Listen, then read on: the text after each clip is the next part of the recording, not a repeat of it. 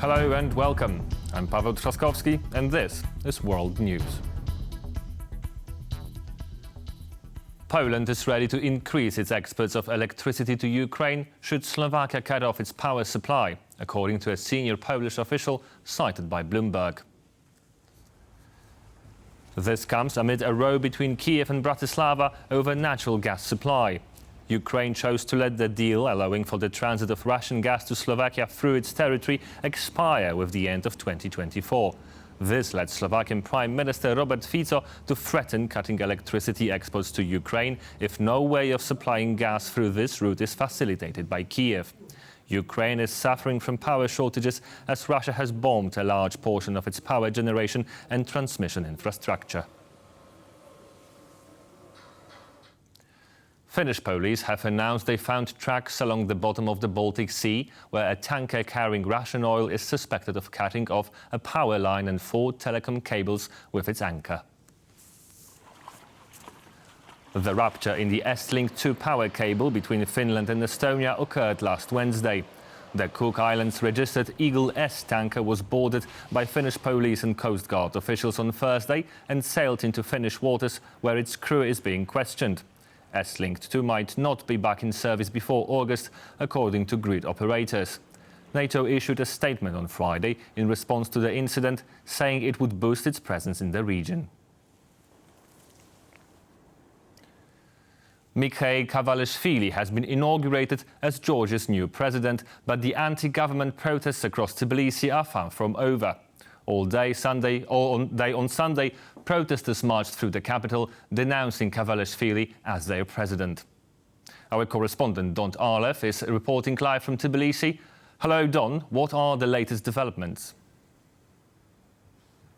Yes, well, yesterday, a very eventful day, of course. Salome Zhorbashvili leaving the presidential palace, doing something that she said she wasn't going to do. However, it seems that she is now going to concentrate her efforts on new elections and making sure that they're free and fair. That includes changing the process in the electoral commissions. Of course, sanctions are something that we've seen put on Ivanishvili, the country's oligarch, just a few days ago by the United States. And of course, the Georgians are still waiting on the European Union to also put sanctions on Georgian officials, Georgian Dream officials. They're thinking that this is going to help create an atmosphere in which snap elections could be called, potentially some resignations from the party. They believe that this external pressure is going to be the change that they are going to need to have these new elections. Meanwhile, you had this new president, Kavelashvili, sworn in yesterday and inaugurated. The protests, as you mentioned, continue, although in slightly smaller numbers. Whether they are going to continue through the next month, like we've seen over this last month, is a very interesting thing, if you will. We don't know how long these protests will go on for, but one of the heads of the Special Tasks Unit in the Ministry of Interior has come forward and spoken out against the government, saying that they used heavy-handed tactics at the beginning of these protests. Of course, that's when we saw the most violence on the streets here in Tbilisi, and he has subsequently resigned from his position and taken his family out of Georgia in fear of reprisals from the Georgian Dream-led government. Now back to you. Thank you, Don. Please keep us updated. We spoke to the director of the Chubashov Center, Rusif Husseinov, about what's next for outgoing President Zurabishvili. Despite the fact that president is a figurehead without any real power under the current Georgian constitution, Zurabishvili became one of the symbols of the ongoing protests in Georgia and gave us some iconic photos and video footages when she, just imagine this picture, when she, as president, went on the street and joined the protests against the government. Right now, she is more welcome in the Western capitals, which does not accept the legitimacy of the current Georgian parliament and president, and we can expect her also in Washington, D.C. in mid-January during Donald Trump's inauguration. A significant U.S. military aid package for Ukraine worth $1.25 billion is expected to be announced on Monday. This is according to Ukrainian President Volodymyr Zelenskyy. I know that an important decision is being prepared by America to support Ukraine. We expect an official announcement tomorrow. Significant support packages for our soldiers, something that has been working during these years of war to protect Ukraine, and it should support the stabilization effort at the front line now. The more complete the supply from our partners, the more lives of our troops are saved. We are also working to ensure that our other partners also maintain their support at the required level. Poland will complete the construction of a fortified border wall and seal off its border with Belarus by next summer, Polish Deputy Interior Minister Maciej Duszczyk said in an interview with the Financial Times.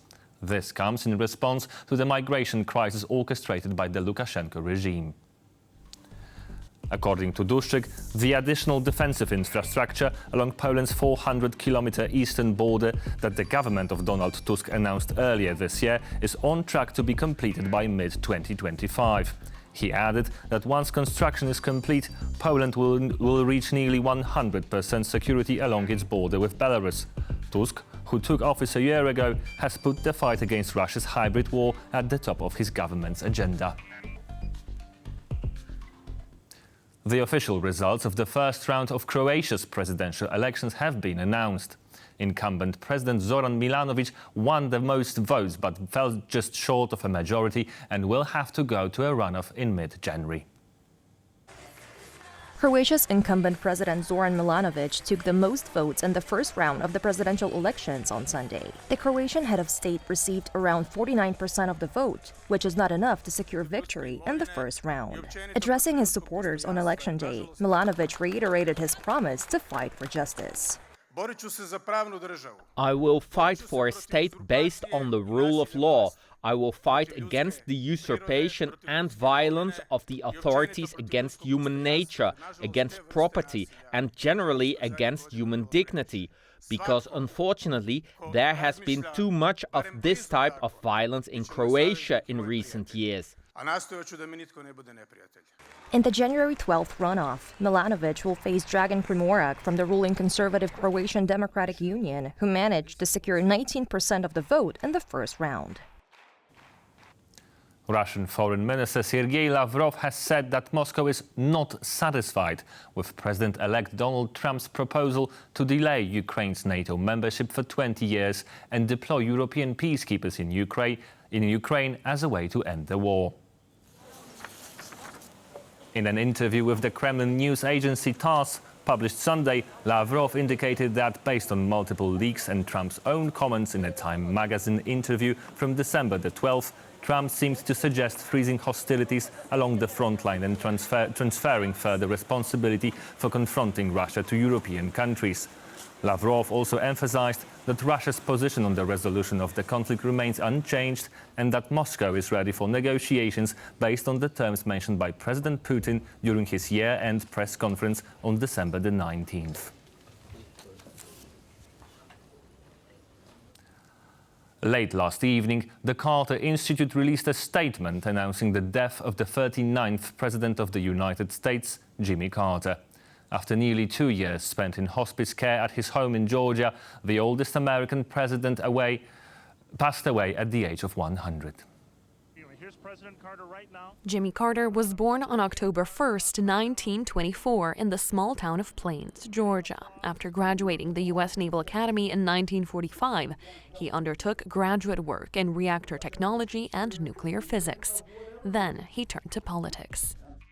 We express our heartfelt condolences to the American people and to the family of former U.S. President Jimmy Carter on his passing.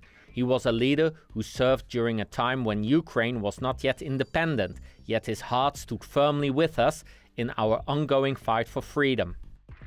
Before finishing out his term in 1981, he had several foreign policy successes, including the signing of the Camp David Accord between Israel and Egypt and the SALT II treaty with the Soviet Union. I see man not only of our times, but for all times.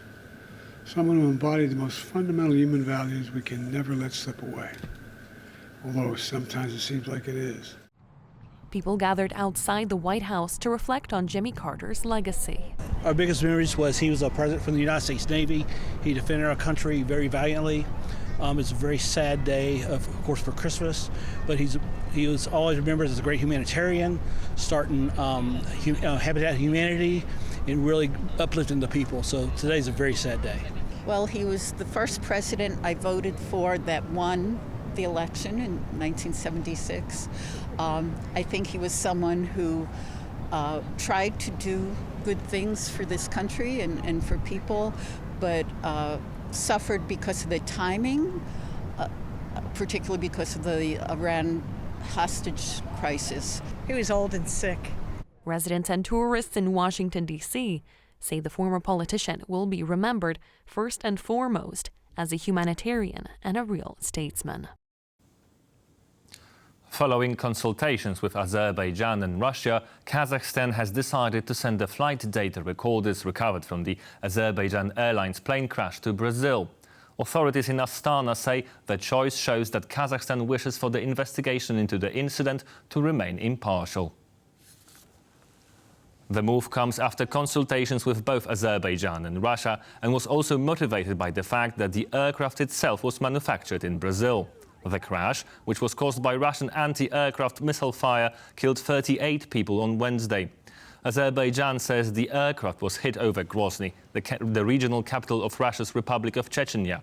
After being denied an emergency landing at 2 Russian airports, it flew across the Caspian Sea and ultimately made an emergency landing near Aktau in Kazakhstan. Russia is yet to acknowledge responsibility for the crash. A horrific aviation disaster struck South Korea, where a plane carrying 181 passengers and crew veered off the runway and crashed into a wall on Sunday. All but 2 passengers were killed. Please note, images that might be disturbing to some will follow.